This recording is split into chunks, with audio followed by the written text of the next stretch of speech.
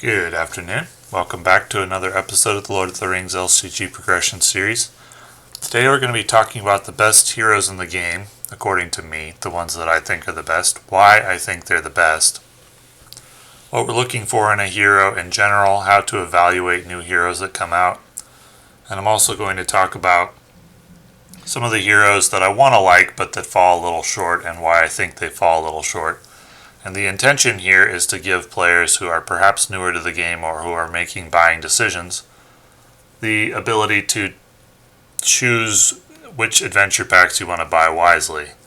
Because often these sorts of decisions have to be made, particularly when some of the adventure packs are hard to find, and you want to try to decide which of these are worth hunting down, which of these are worth spending money on, and which are not, which of them perhaps look good but aren't quite as good as they look, which are going to be fun but not going to see long-term use, that sort of thing. So assistance with buying decisions is something I would have appreciated when I was a teenager, perhaps, because income is limited in college as well. So this is opinion, and I'm going to tell you why I think this is the case. So to start with, I simply made a list of the hardest quests in the game so far. The three of them are siege battle quests.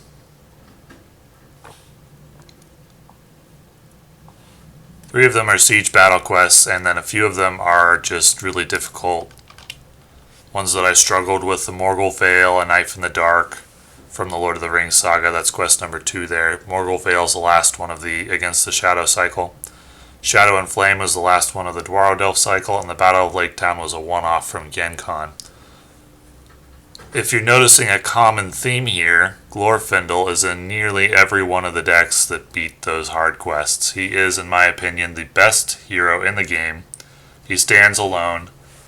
I think he came out relatively early in the cycle, and I think the developers messed up when they made him. I don't think they intended him to be as strong as he is. I'm going to talk about where I think they went wrong and why he's good. So first of all, let's take a look at him. 5 threat. 3-3-1-5. After he exhausts to commit to a quest, raise your threat by 1. So what the developers were probably thinking is that yes, he's low threat, and yes, low threat is very good. But if he has to pay 1 threat every time he commits to the quest, and he's going to be questing a lot because his questing value of 3 is pretty good, then over the course of the game, he'll probably arrive at 8 or 9 or 10 threat and be roughly equivalent to other heroes who have his stats. Thorin Oakenshield has 12. He comes with almost these exact stats, and he has 12 threat.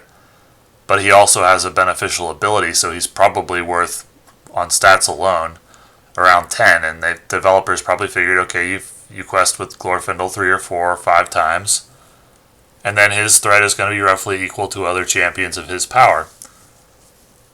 Which is true, but what they have failed to account for is that early game threat is much, much, much, much more valuable than late game threat, because what difference does early game threat make? By early game, I mean turn 1, turn 2. What's the difference between, for example, 29 and 30 threat? Well, at 30 threat in a lot of quests, you aggro a big-time enemy that started on the board. And that big-time enemy would likely either end the game or kill one of your chump blockers that you paid 1 or 2 cost and a card for. So what is 1 threat worth in the early game, like turn 1, 2, 3? It's worth at least a card and resources as well. And what is 1 threat worth in the late game? What is the difference between 39 and 40? Let's say at 40 you aggro some enemy. Well, in the late game, though, you're set up. You may not lose anything from that. You may just simply exhaust a character. 1 threat early game can mean 1 card and resources. 1 threat late game can mean exhausting an ally. And that's about it. So threat early game is extremely valuable, and threat late game is not that valuable at all. In fact, it can be worthless, virtually worthless. I usually value 1 threat when it's done voluntarily at half a resource. but threat on your heroes in the early game is invaluable. And that's where I think the developers went wrong with this card, and that's why it's so overpowered. That's what I mean by went wrong. I don't think they intended it to be this overpowered, but it is, and the reason is because I think when they made him, they undervalued the threat. They undervalued early game threat, and as a result, they made the best champion in the game so far, and by so far I mean up to, but not including the Voice of Isengard expansion.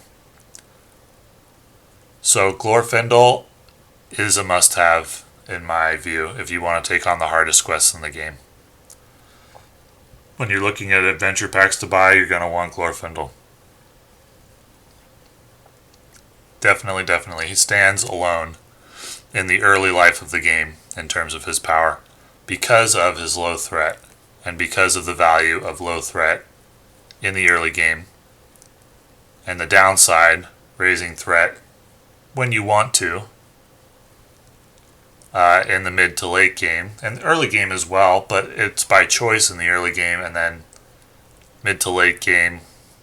And you can even mitigate that downside with Light of the Valinor, which is a card which probably shouldn't exist. Because if you draw Light of the Valinor first turn and get it out, then you don't even have the downside that balances him. Then he's just straight up overpowered for no downside. So that's the best hero in the game in my opinion.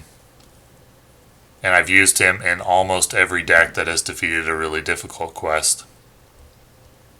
The one exception being a pure siege quest. But every other one of the quests that I consider most difficult, I used Glorfindel to defeat it.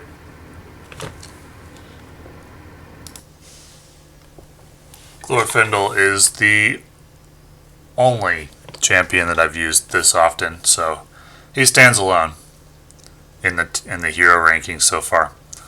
Next up, Elrond. Elrond is not good without Vilya, so we have to talk about Elrond with Vilya.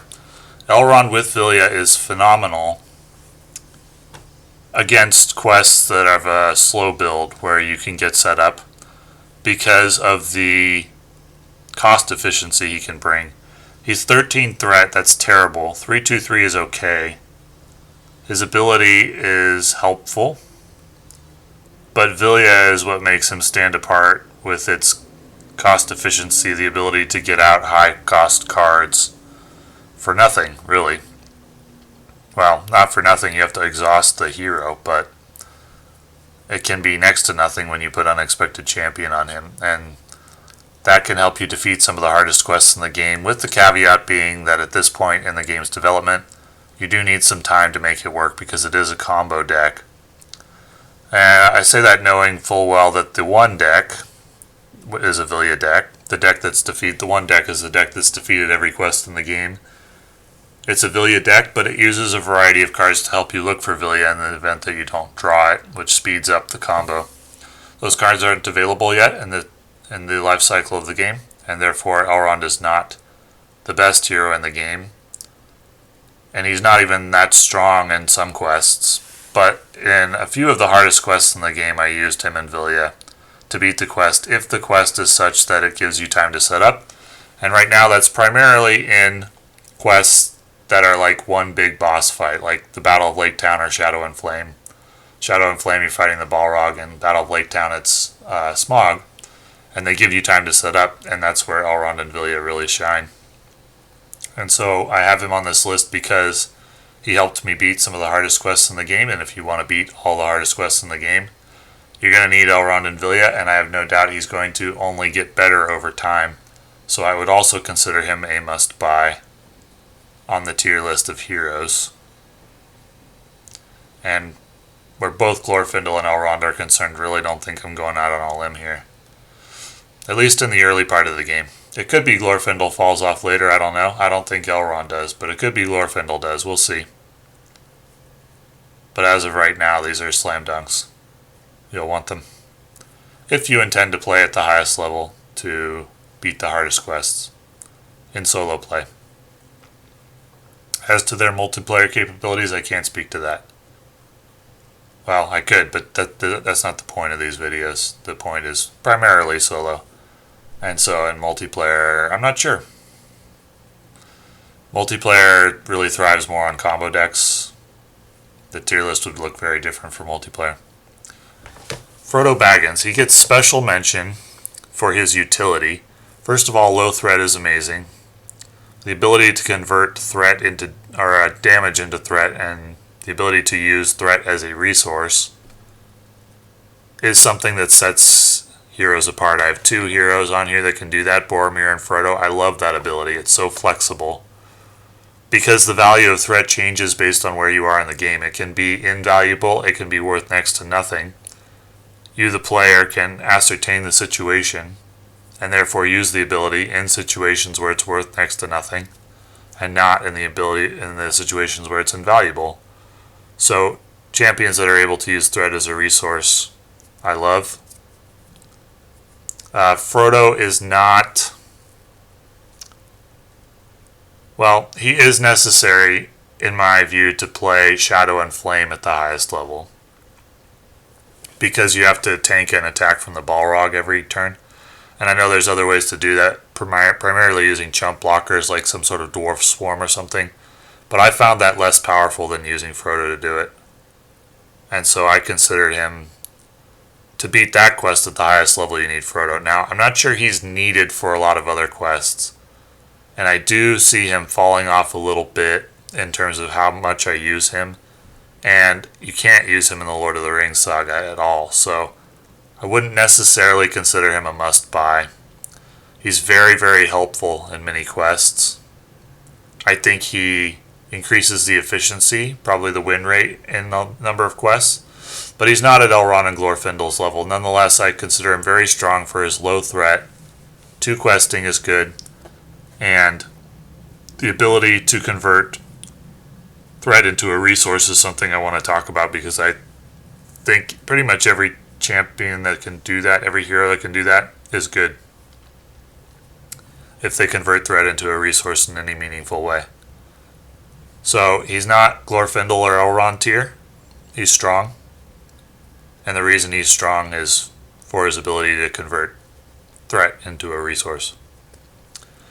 Now, Sam Gamgee and Merlond are on here not because they can match Elrond or Glorfindel in power, but they deserve special mention because they are the lowest threat cost heroes currently available in their sphere. Sam at 8. 8 is the lowest currently available to leadership. There's one other that can do that, Theodred. I consider Sam a little bit better than Theodred, but it's close. I like Sam for his 3 questing power. And so he fits into low threat decks. So does Theodred. I'd consider Theodred roughly equivalent.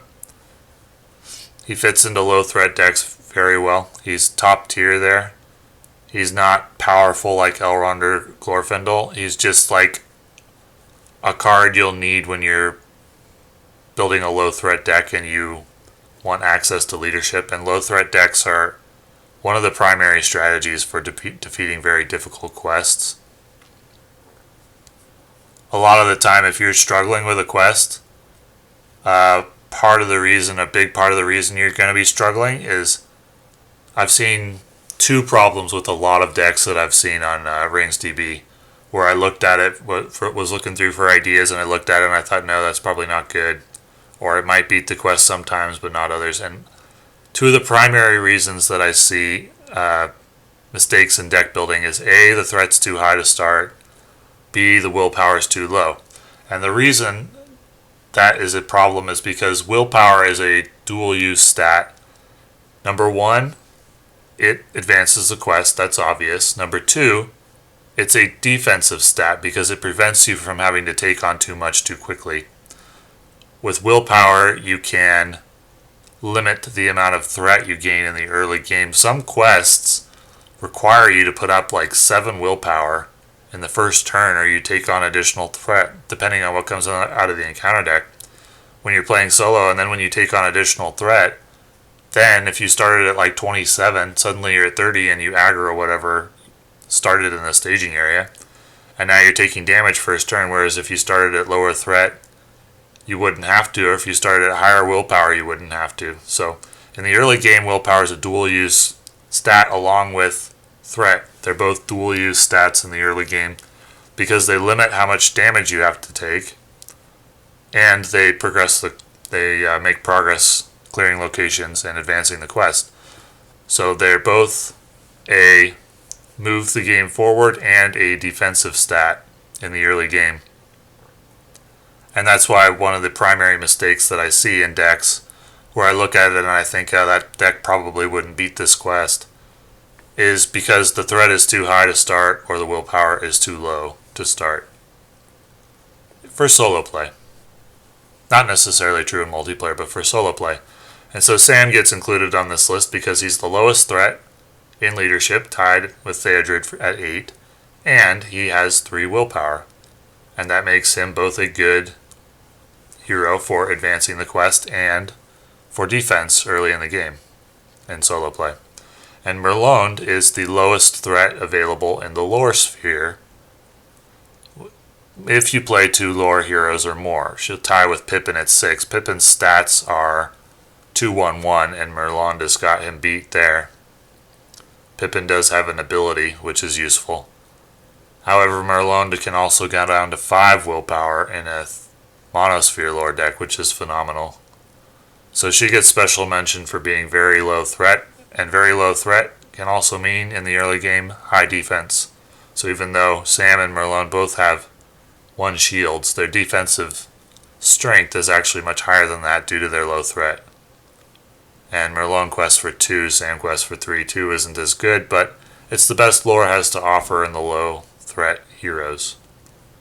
So strong questing and strong in defense in the early game, and the early game is very, very important in solo play because with only 1 player, you have to get off to a fast start in a lot of quests, or you just lose in 1 turn or 2. So that's why they're mentioned on this list. Now let's talk about the bottom left corner. These champions are strong for a specific situation, which is battle questing. Bjorn and Boromir are both very strong battle questers. They're high threat, which is bad, but when you're battle questing, threat is not as important. The quests are kind of geared differently. And so I found the battle questing in Into Ithilien quite challenging, as well as Siege of Caer-Andros was a siege quest, but when you're battle questing, and I assume that'll come up again in the future, Bjorn is good because he does 5 attack and he has the ability to not exhaust when he defends, and he can tank small enemies and put up 5, or you can quest with him for 5, which is phenomenal. And Boromir is good because he can convert threat into a resource for additional attacks. I've never used his discard Boromir to deal 2 in a game. I don't think I ever would. But he can quest for 3. He can quest for 3, and then for the cost of 1 threat, he can also be available to attack or defend, or both, because you can do it once per phase. So he's a phenomenal hero in battle questing, and he's pretty good in siege as well with 2 shields.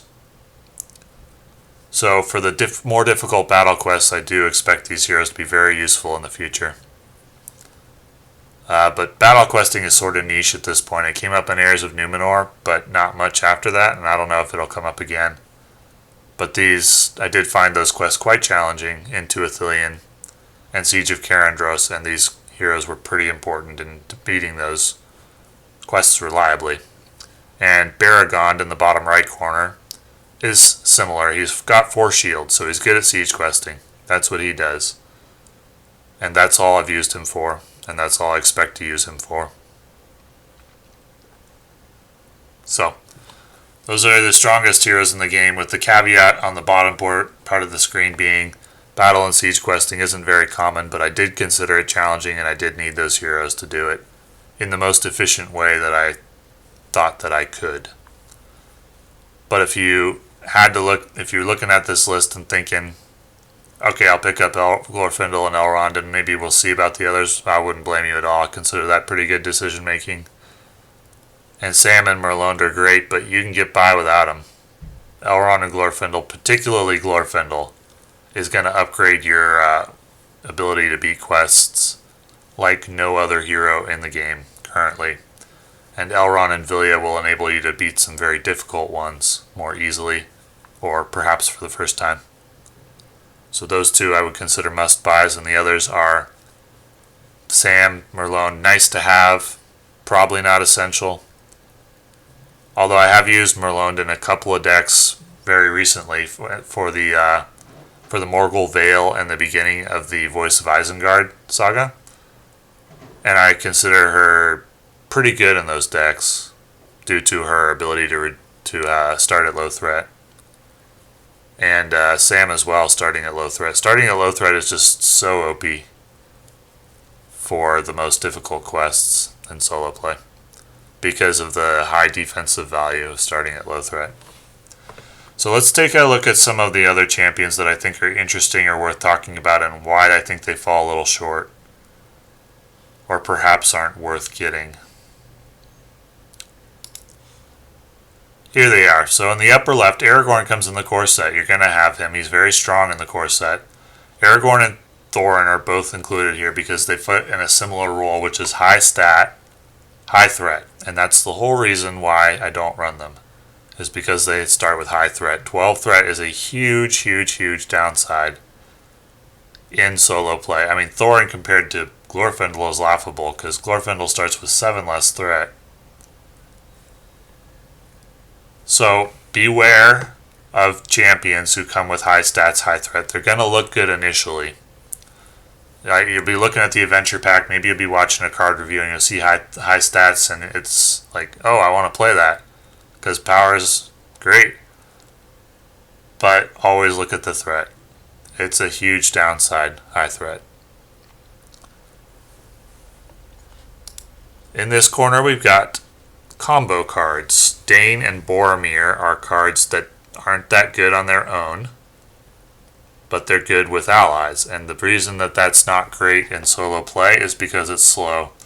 And in solo play, the most difficult quests are usually difficult because they have a big wall to get over turn 1, where you need like 7 questing power right away, or you need low threat to avoid aggroing stuff while you get set up. And both of these champions hurt you because they have high threat and they take a little bit to get set up with their combos. Now there's a lot of Dane decks that are okay in solo play, but I tried him against the hardest quests in the game and failed. So he's good. He's not as good as he seems in solo play though. In multiplayer I have no doubt he's essential. Maybe even the best hero in the early game. But beware of buying him for solo play and expecting that he will be power level equivalent to what he is in multiplayer, because he won't. At least that's my opinion, due to his high threat and the time it takes to get him set up. And Boromir, I think, is the Gondor synergy isn't where the Dwarf synergy is. There's a new card that came out that you can put on him that increases the questing power of all Gondor cards by 1, Gondor characters, and that's great. But it is a combo, and combos take time to set up. So that may be good in multiplayer, but it's slow in solo play. Though I'm looking forward to trying it, and I expect it will be fun, but it's slow. Slow and high threat. So both those words, slow and high threat. Slow you should always think of when you think of combo decks. And slow means weak defense early, and high threat means weak defense early, and that's why they're a little bit not up to the task when it comes to the hardest quests in the game in solo play.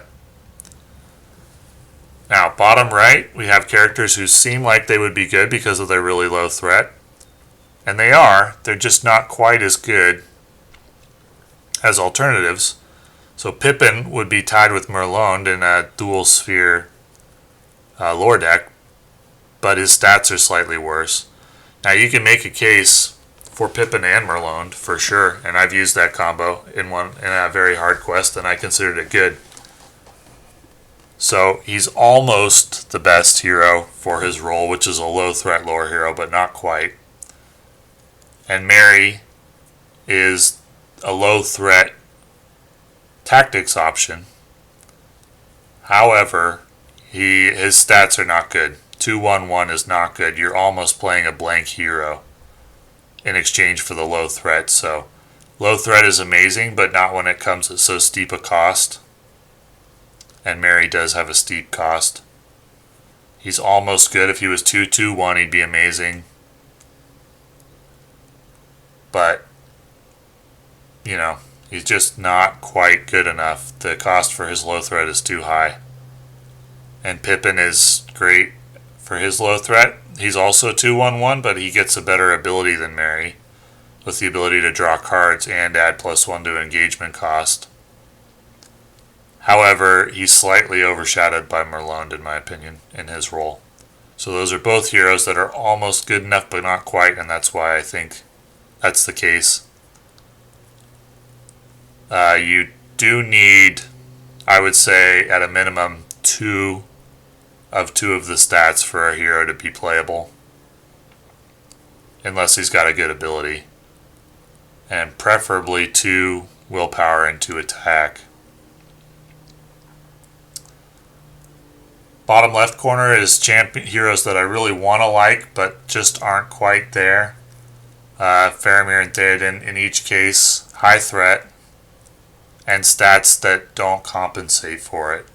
So if we're going to play a high threat hero, the only high threat hero that I think is really good is Elrond.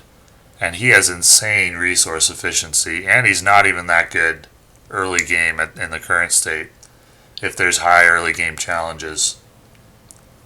And so Faramir and Theoden, I like the potential for their synergy. Like a Boromir-Faramir deck sounds like fun to play. But their stats just aren't quite good enough. 3 attack, if Faramir's got 1 enemy in the staging area, isn't good enough.